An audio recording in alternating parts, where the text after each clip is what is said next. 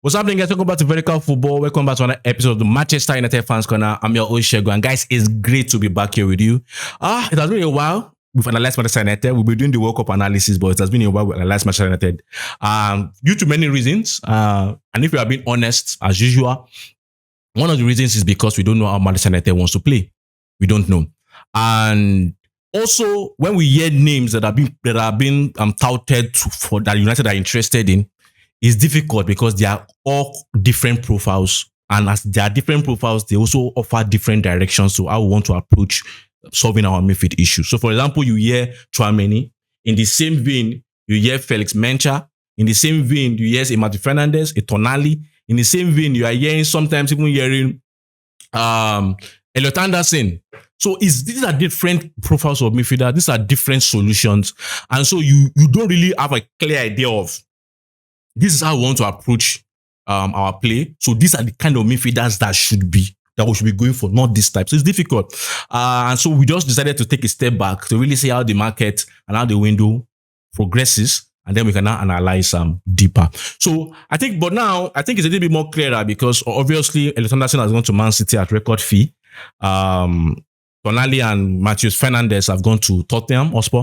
So it's now more clearer. So guys, let's analyze. So what we want to do today is to analyze the transfer window as a whole for Man United, the decisions Man United has made in transfer window so far, the decisions they did not take in the transfer window. We want to analyze it. Was it a good move? And let's give our own opinion on that. So guys, let's jump right into it. So first and foremost, I believe that there are three reasons why this transfer window is very, very important for Manchester United. In fact, this transfer window sets the pace for how we want to attack or how we want to approach the next 10 years in the Premier League. And I have a reason why I'm saying this. Because number one, this transfer window has always been important because obviously we know we need midfielders. We know that no matter the manager you bring to the squad, you just need to strengthen that midfield. That midfield is in serious need of a strengthening. Among other things you need to strengthen, but the midfield particularly needs to be strengthened. But it became much more important. The transfer became much more important because of the departure of Pep Guardiola. Pep Guardiola leaving the Premier League made, the balance of power in the Premier League to be shaking. It's free. We don't know. We can't boldly say that this particular team can dominate, or any particular team can dominate for the next 10 years. Because the balance of power now is, there's a vacuum. And so you see Arteta has just won his first Premier League trophy with Arsenal. And you're asking the question, can Arsenal compete and dominate for the next 10 years? That's a big question. Can they do it? Because for the past 4 years, they got the Premier League in the fourth year. Can they continue that consistency at least for the next 5-7 years? Can they do that? Can they go on that spree? You are looking at Liverpool changing manager from an Slot to Iraola. You're looking at Chelsea situation, looking at Man City situation that Enzo Maresca is nearly there. You're looking at those situations and you're looking at it that this is a big opportunity to set the pace if we actually want to become a dominant force in the next 10 years. So this window becomes much more important. And not just that. Obviously, we finished third last season. And so this window is also important to improve the quality of our midfield, a midfield that has already lost one of its best performers in Casemiro, directly to finish third. We need to improve the midfield to at least, first of all, maintain the third and also improve the midfield in such a way that we can finish above third. So that is also very important. The third point is this midfield is ever more important. Because this is the first summer transfer window in my time at Manchester United where the primary focus, according to what we are hearing from the club, that is the midfield. And as I've always said many times, the midfield situation at Manchester United has been a position or a situation that has been the least invested or among the least invested positions throughout the years, actually for the past 15 years, even when Sir Alex Ferguson was there. I've done the analysis where I said, for some reason, United doesn't just invest in midfielders. I don't just understand why that happens. We can get attackers, get wingers. I think the wing position is a position we've invested a lot. Defenders, we kind of get defenders. But the midfield position, for some reason, even when Sir Alex was there, I analyzed that where I said the likes of Gibson, Cleverley were promoted from academy to the first team when we should be going for midfielders, the likes of Eriksen when he was in Ajax then, the likes of, even the links are linking us to like Thiago Alcantara, the likes of Wesley Schneider. Kevin Strootman at one point was linked to us. But instead, we ended up with the likes of Gibson. We ended up with the likes of Nick Powell from Crew Alexandra. We ended up with the likes of bringing the likes of Cleverley. Even sometimes, even at the point we end up even bringing Postcodes back from retirement. Something has just been happening over the years that has just meant that we don't just do investment in midfield. And I think the occurrence in a couple of days, these few days, the likes of Elliott going to Man City, the likes of Tottenham getting the likes of Mattia Fernandez and Tonali, even that makes me more afraid that are we not still going back into the same trap that we were as a club, where we were clamoring for Toni Kroos under Moyes, clamoring for Fabregas under Moyes, and we ended up with Fellaini. And I know that there are any concerns about do you want to overspend or not overspend. We're going to discuss that as we move further. But the first point I want to lay in this fact is the United midfield has always been a midfield that we don't end up investing as we should invest. Now, let me do this so that we are on the same page. Let me do this so that we're on the same page. I want to list out all the midfielders we've signed post Sir Alex Ferguson. Sir Alex had issues in midfield. This midfield issue is, as I said, it's not today it started. It has been there 15 plus years. We don't get who we should get. We go for cheaper alternatives. That's always been like that. Academy boys, retirement, bringing close from retirement has been like that. Now, let me go into the midfielders that, that we've bought after Sir Alex Ferguson. The first signing was Marouane Fellaini. Obviously, Marouane Fellaini was cheaper than the likes of Thiago Alcantara, the Kroos of the world, the Fabregas of the world that Moyes wanted. We went for Juan Mata. Mata obviously was a decent player, good player. I never saw Mata at a bad game, fantastic talent, and it was very influential in our side for any time he played. We went for Andre Herrera. That was under Louis van Gaal. Under Louis van Gaal, where the other midfielders in the world, Man United went for Morgan Schneiderlin. We went for Bastian Schweinsteiger. Schweinsteiger was already at the end of his career. He came to do retirement in Man United. Lovely player, but we bought him at the twilight of his career. We went under Mourinho, which I believe Mourinho's time was the time where we can say we actually even did a little bit more investment in midfield. We went for Mkhitaryan. Mkhitaryan obviously didn't work out. Didn't work out. We had to let him go. We brought in Alexis Sanchez, and you guys know how that story went. We went for Paul Pogba, world record at that time, from Juve. After Paul Pogba, we went for Nemanja Matic. Matic, obviously experienced head, gave us a couple of good years, was decent for us. We went for Fred. Fred obviously came, had a lot of struggles. The season that Fred had his best performance, which was under Erik ten Hag, the next season, we sold him out. We didn't even allow him to even pro. So we went for Fred. After Fred, under Ole Gunnar Solskjaer, we went for Bruno Fernandes, which obviously Bruno is one of the major successes we've had, if not even the only success we've had after Sir Alex Ferguson in terms of transfers. Donny van der Beek. Also, we bought Donny van der Beek. You see how that went. And then Casemiro. Casemiro was under Ten Hag, and Casemiro went. Under Ten Hag also, we brought in free transfer Christian Eriksen. We brought in Sofian Amrabat on loan. We brought in Marcel Sabitzer on loan under Erik ten Hag. We brought Mason Mount under Ten Hag. And lastly, under Ten Hag, Manuel Ugarte was brought in. Look at the set of midfielders. If I can count them 1, 2, 3, 4, 5, 6, 7, 8, I can count more than 10 midfielders we've bought. And there's a common theme among all these midfielders. Apart from the likes of maybe Paul Pogba, maybe Mata, because Mata was a very decent player in the role he played. The number of games he played for very decent for us. And maybe let's say Paul Pogba, Mata, Bruno, and let's even say Matic. Right? Let's even say Matic. And let's say Casemiro. Among these other midfielders we've bought bank average midfielders. Bank average. Schneiderlin. Schweinsteiger at the twilight. of his career. Bank average. So for some reason, we don't just invest in this midfield. We don't get quality. And that's why I've always said the first target, before the window, I said it, go and check out former videos, that the most important word for us in this transfer window is quality. If quality will cost you 100 million, pay it. This has been a menace for years, 15 years plus. If quality is 100 million, get it. And I know now people will now start saying that, oh, Elliot Anderson is not worth that amount. Mattia Fernandez is not worth that amount.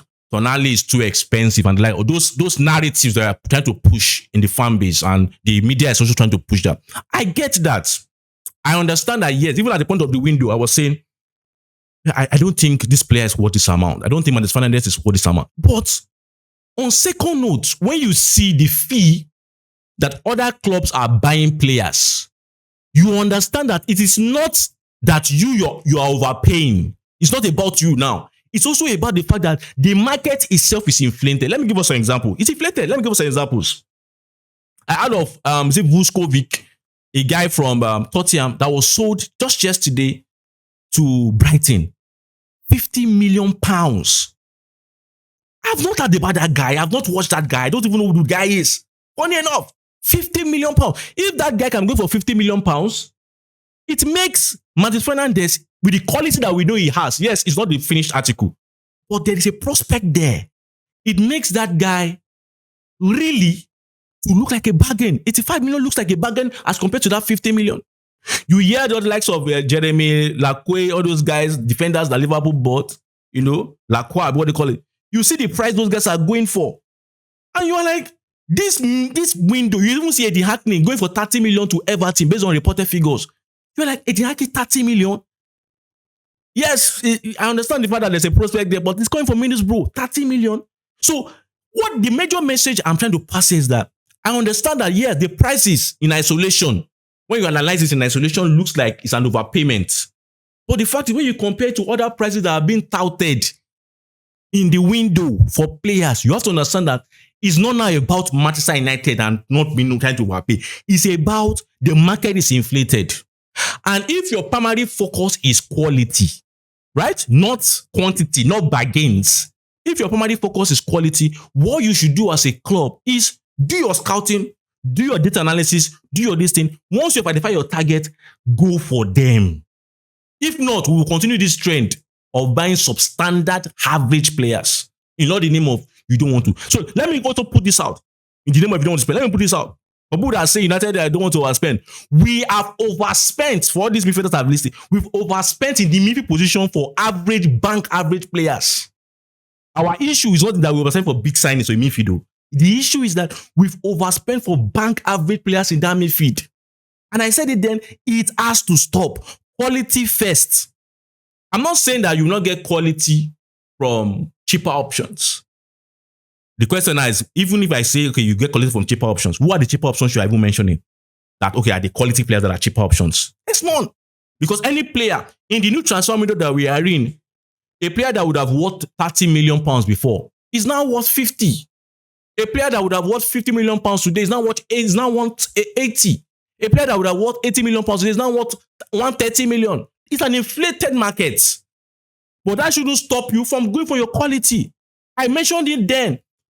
The signings of Caicedo, the signings of Enzo Fernandez were very costly today, but you cannot disagree with the prices today. Those guys have, in one way or the other, proven that they are good players. Declan Rice was bought for 105 based on reports. Nobody can argue that Declan Rice is not worth 100 today. If it's quality, go for them. The moment they pick and they play for you, nobody will remember the prices. But in this our midfield, we found out that the trend throughout 15 years plus is that we keep spending on, cheap. Ugarte was our fourth choice. Cheap options that do not end up even working for us. So let's move on to another discussion. Another narrative that's also being pushed around. So the narrative is the INEOS, with whatever they are doing, their plans, they've come out to say there is based on reports now that they are having a sense of calm. They believe that because of the deals they did last season, they believe that, okay, they are in the right state to also do good business this season. First and foremost, let me even dispel that. Last season market is not this season market. That you were very ready and you got bargains last season did not mean you're going to get bargains this season. I think it would be naive. Everybody knows last season, yeah, there were some overspending, like Liverpool did some massive spending last season. But everybody knows already when you look at the market this season is different from last season. So you should be able to also give some room for, flexibility in this market because it's different from last market. Also, when INEOS is saying because of what they did last season, I have to ask myself, because INEOS has handled 2 summer transfer windows for Man United. Maybe some people have forgotten, but this last season was not their first transfer window they handled though. So I don't think you should judge INEOS based on just last season alone. You have to judge them based on the first summer transfer window they had, and then the second, which was the last one. The first one, let me list the signings they made in the first one. Because remember that first one, there were reports. We don't know how true the reports were.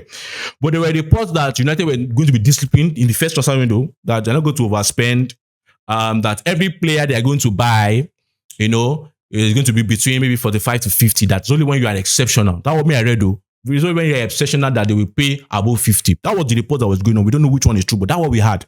And then we went in that market in the summer of 2024.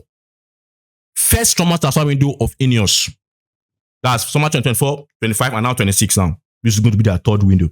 The first one, they bought in Euro for 52.2 million. We overpaid though. The same people that, but they paid that for prospects. That's what they paid for Euro for prospects. Okay. And because Madrid was interested, they did that. Matthias de Ligt, 38.5. Mazaraoui, 12.8 million pounds. Ugarte, 42 million pounds. Zirkzee, 36.5 million. That's the first summer transfer window. They bought 5 players. Euro, de Ligt, Mazaraoui, Ugarte, and Zirkzee. And these players they bought, one central theme among the players they bought is that all these players are within the highest tier is 52 million euro. And it was, that fee was in line with the report we had. They're not going to overpay. The only way you're exceptional, they will pay above 50 for you. They're going to be disciplined. That's what we had then. Now, among these 5 players they brought, they didn't overpay, but among all of them, how many of them can you beat your chest and say, this one has been a success at Manchester United? In the number of 2 years they've used, 2 seasons they've used, how many of them can you beat your chest? Mazaraoui is either in or out. You don't know if he's going to be fit tomorrow. It depends on how the sun shines before Mazaraoui will be fit or ready for us, right? De Ligt obviously had a good beginning of this season, last season, but back injury, we don't even know the state of De Ligt currently. We did not overpay, but did not see pay us. Abi? Now, Ugarte, everybody, you obviously know Ugarte's situation. He has gone out with a long-term injury. We cannot even sell him now until he's back from that injury. We did not overpay, but did not see work out well for us. Now, Zirkzee. I said it when we bought Zirkzee that Zirkzee is the icing on the cake. Zirkzee is not a bad player. Let me not lie to you. The likes of Ugarte are not bad players. Right? But the fact is, they're in the wrong club. Zirkzee, the profile of Joshua Zirkzee should not be playing for a United side that is still basing their game on transitions, on counter-attacks, or fast football. A team that cannot have the ball and dominate the play. You shouldn't be going for a Joshua Zirkzee. We did not overpay for Joshua Zirkzee. But yet, have we really gotten benefit for not overpaying? So this idea that we don't want to overpay, the ones you are not overpaying for are not performing. So, why don't you go for quality? Why don't you go for the right profiles? Every transfer is a risk. We get that. But you can limit your risk by doing your research and go for the right profiles. And pay what you need to pay for the right profiles. And hope that when you pay the right fit, the round pegs in the round nose, that when they become good, in time, your overpaying will not matter. Or the transfer fee you bought them will not matter. But we've not overpaid for these signings. And yet they're not doing well. And that's the first INEOS window. All of a sudden, something just happened. We don't know what happened though. Something just happened. And we saw the same INEOS that were benching transfers as we're not above 50 if you are going to be. That's the report we had, not above 50 if you are, except if you are exceptional. Now when to start getting Cunha, the bought. Let me look for the bought. Let me look for the amount they bought Cunha here based on my own listing. Cunha is 2.5 million from Wolves. Mbeumo 65 plus add-ons. I think it's good more than that. We now add Benjamin Sesko 66. Also tend to like maybe 70 from Leipzig. And they bought in Lamens from, I think Lamens say 18 point something. And we now saw a different strategy. So we are not going to judge you based on last season alone. We will judge you based on the 2 seasons you've had. Somehow 2 summer transfer windows you had at this club. And I'm afraid that with the way they are doing, we might end up having a transfer where we'll buy players. I don't think that's a doubt. If they keep with their disciplined nature, we'll buy players, obviously. But in the next 2 years, can we say that the players they bought will succeed?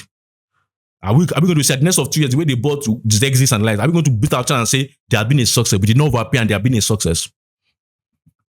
I don't think so. The way they are going, I don't think we can say that. We will buy players, but it might just be a transfer window of buying bank average players again. The most important thing is quality. Profile and quality. That was the idea. And that's why you saw I did the content where I was against this 80, 50, 80, 40, 20 or 80, 40, 30 model. I was like, what is all this? We should go for quality. Because if those quality works, in time, nobody remembers their fees. Let me go to another point. The next point. Now, there's a next point, a common phrase that we've been hearing that says, whoever Manchester United wants to go for, the player should be desperate to want to play for us. I get that. I understand that principle in theory. I agree with it in theory. I agree with it that yes, they should be desperate to want to play for us. But the question I want to also ask us is that is nice in theory, but the fact is, it's not always going to be possible to have a squad of 25 players, 25 top professionals, and all the 25 are desperately wanting to play for you, considering the current state of Manchester United. That may have been possible in 2013.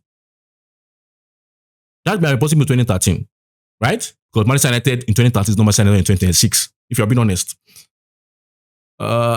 So it might be possible then, but it's not possible now.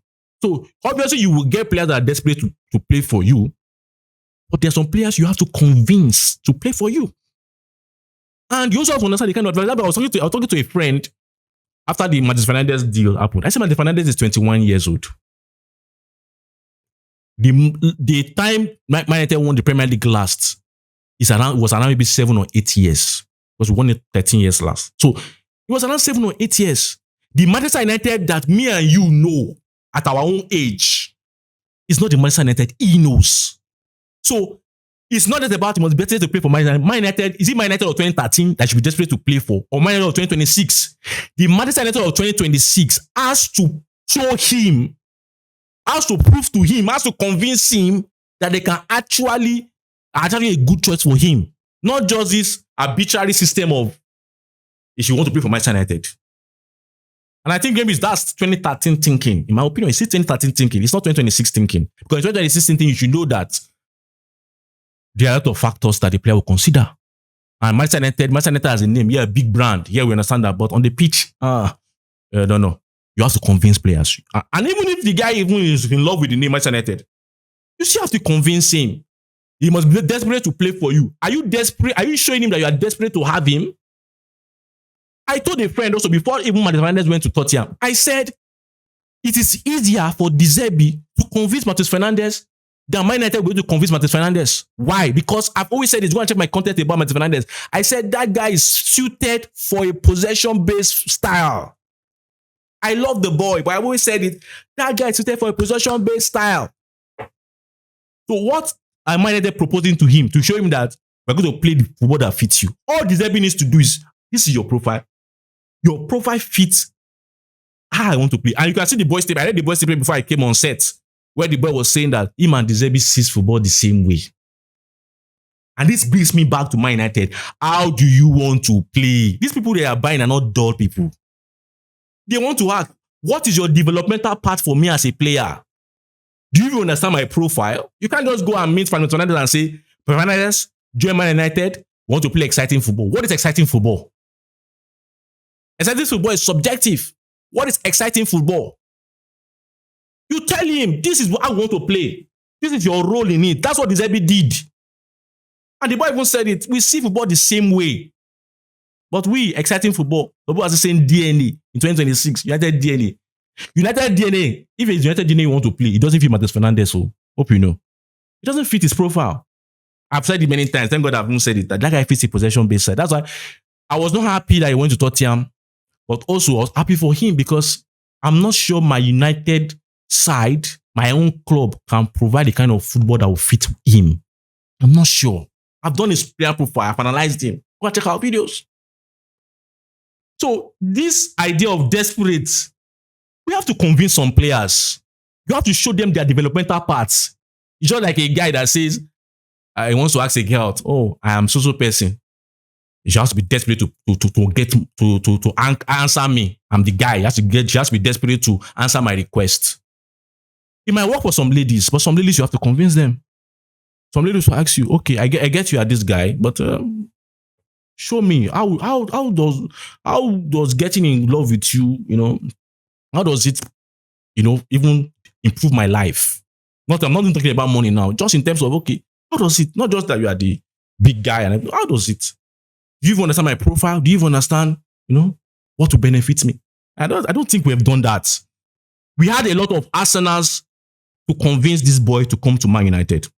Yeah, some people might want to say because of the fee, but the fact is, based on the report, we found out that United were still wanting to reach the fee. But I felt we could have convinced him more. We had the Bruno Fernandes, we had Michael Carrick that could have convinced him more. But I don't think, even on the footballing side of things, you want to say financial part of things, and that's a valid point.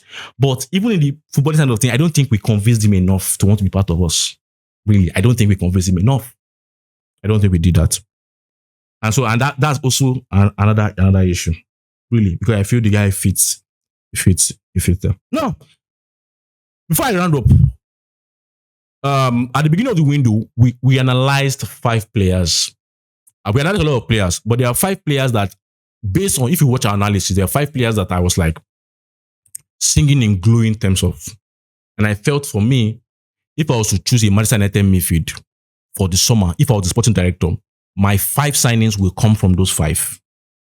If you watch my videos, well, you know that these are players that ultimately at the end I said, they are very good and we should try and get them. There are 5. There was an additional one, but that one was under a certain circumstance. So let me list the 5. The first was Elliot Anderson, obviously. Elliot Anderson is a good player.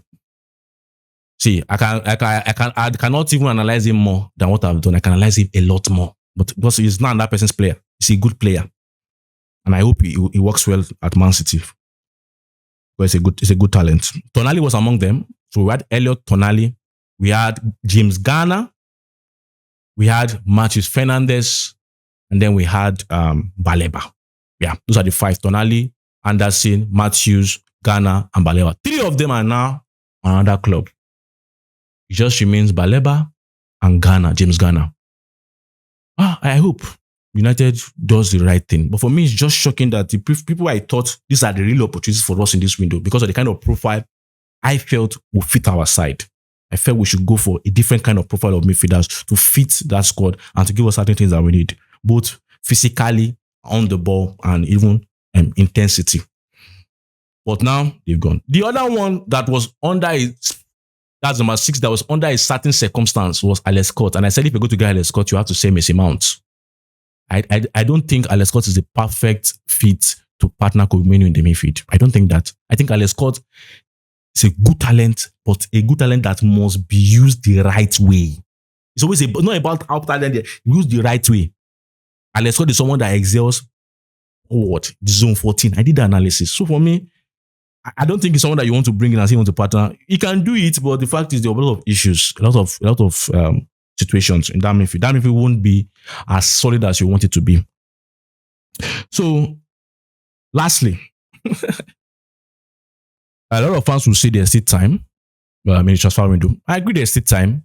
I think we have, if I'm not mistaken, we have 7 weeks to before the Premier League starts and 9 weeks before the transfer window ends. Around 9 weeks before the transfer window ends. There's still time. But, time in itself being there doesn't mean anything. It's about how well do you use that time. That's the most important thing. And so for Manchester United, it's going to be a situation of where do we go to now? I think it's a time now for us to go back to our drawing board.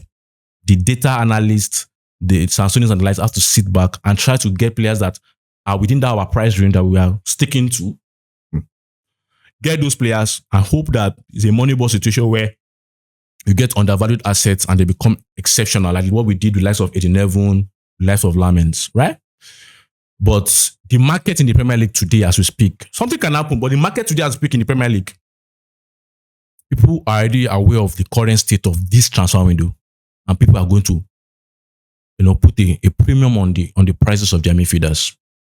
A premium. And we're already seeing that. We're already seeing players that we don't even know going for which prices. The transfer window has changed. And I think United should understand that there needs to be a room for flexibility. There needs to be a room for flexibility. So guys, these are my opinions on so far on the window. We'll keep analyzing, we'll keep coming and analyze what is going on about the transfer window. But guys, let me have your opinions about what I've just said. You might disagree, agree. Let's have a discussion in the comment section. Don't forget to like, don't forget to subscribe. Ultimately, don't forget to share. I remember my humble self, Shego. Until I see you next time. Bye.